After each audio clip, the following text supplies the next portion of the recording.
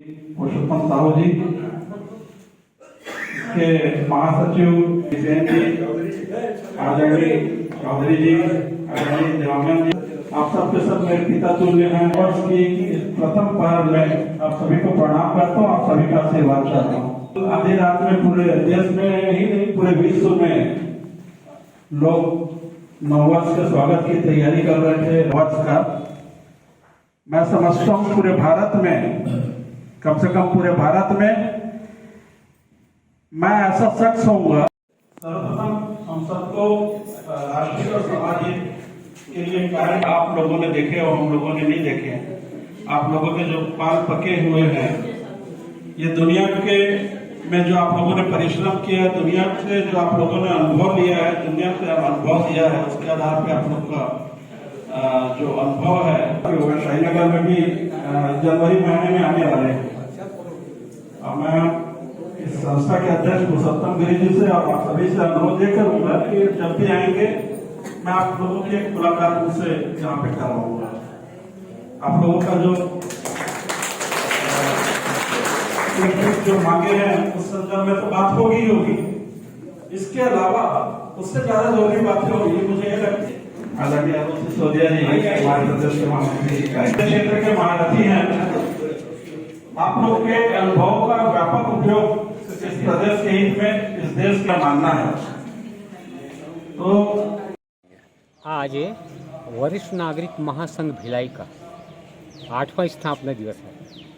इस महासंघ में अभी तक भिलाई के 14 इकाइयाँ जुड़ चुके हैं। पूरा भिलाई में जहाँ जहाँ भी हैं, चाहे कॉलोनी हो चाहे वार्ड हो, जहाँ एकत्रित होते हैं वरिष्ठ लोग, जो थके हारे रहते हैं, मायूस रहते हैं शारीरिक मानसिक पीड़ा से, उनमें ऊर्जा पैदा करना। दूसरी बात, वास्तव में वरिष्ठ हुए हैं, उनका जीवन का बहुत अनुभव है, लेकिन आर्थिक पारिवारिक सामाजिक दृष्टिकोण से उत्पीड़ित रहते हैं। यदि एक साथ सारे बुजुर्ग लोग एकत्रित होते हैं, उनको एहसास कराएं, उनमें अभी भी शक्ति। जब सकारात्मक विचार उनके मन में आएंगे तो नकारात्मक जो विचार वो समाप्त हो जाएंगे। और दूसरी बात, राष्ट्र के लिए उपयोगी होंगे, क्योंकि हर परिस्थिति से वो गुजरे हुए हैं। प्रत्येक परिस्थितियों का उनको एहसास है और उनको हमें एहसास कराना है कि जब तुम मनुष्य हो, मनुष्य में जो गुण होना चाहिए, क्या गुण होना चाहिए समझो, जानो और मनुष्यता के अनुसार कार्य करो। क्योंकि जितने भी हम जाति धर्म संप्रदाय इत्यादि से दूर सबको एक साथ जोड़ना चाहते हैं और सबकी उपयोगिता इस राष्ट्र हित में, सब कर्मशील हो, कर्तव्यनिष्ठ हो और जो भी कार्य करें राष्ट्र के लिए करें। तो उससे क्या है, सबका ध्यान रचनात्मक कार्य की ओर जाएगा। वो भूल जाएंगे हम जर्वतर हो गए हैं, बूढ़े हो गए हैं। नहीं, हम तो बहुत कुछ कर सकते हैं, हम समर्थवान हैं, बलिष्ठ हैं, ये उनके मन में भाव पैदा। और उससे क्या है, उनकी जो उपयोगिता जो है राष्ट्र के लिए बहुत लाभदायक होगा। सब करेंगे, सारे कार्य करेंगे, क्योंकि विचार सबसे बड़ा होता है।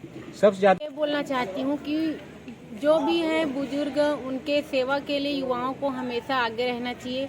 हम कहीं पर भी राह चलते हुए देखते हैं, कहीं भटक गए हैं, कहीं उनको हमारी ज़रूरत है, तो हमको उनसे एक बार हमेशा पूछना चाहिए कि क्या हम आपकी मदद कर सकते हैं करके।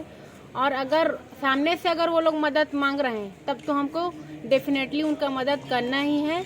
अगर हम मदद करने के योग्य हैं तो हम लोग को हमेशा उनका, जो भी बुजुर्ग हैं उनका मदद करना चाहिए। और एक बात मैं और बोलना चाहती हूँ कि सबसे ज़्यादा समस्या रहता है स्वास्थ्य को लेकर बुजुर्गों को।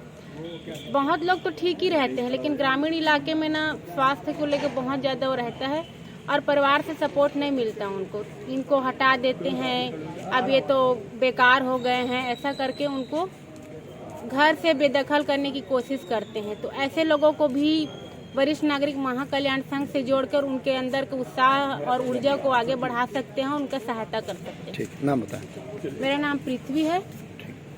बुजुर्ग लोगों के लिए बहुत महत्वपूर्ण कार्य कर रहे हैं, एक दूसरे को जोड़ने का काम कर रहे हैं। क्योंकि अभी बुजुर्ग लोग सब अकेले हो गए, तो उनको टाइम काटने के लिए समय घर में नहीं मिलता है। तो ये एक हम लोगों ने संगठन बनाया है कि सब बुजुर्ग आए, अपना आप बीती सनाह सुख दुख दूर हो। हम लोग खेलकूद भी करते हैं, कई जगह पिकनिक भी जाते हैं, सबका दुख सुख बांटते हैं। ठीक, नाम बताएं।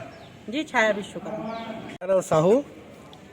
हमारे भिलाई में विभिन्न प्रांतों से आकर के हमारे कर्मवीर श्रमवीर जितने भी निवास कर रहे हैं और कई सेवानिवृत्ति के पश्चात आज हताशा की स्थिति में जो हमें नजर आते हैं।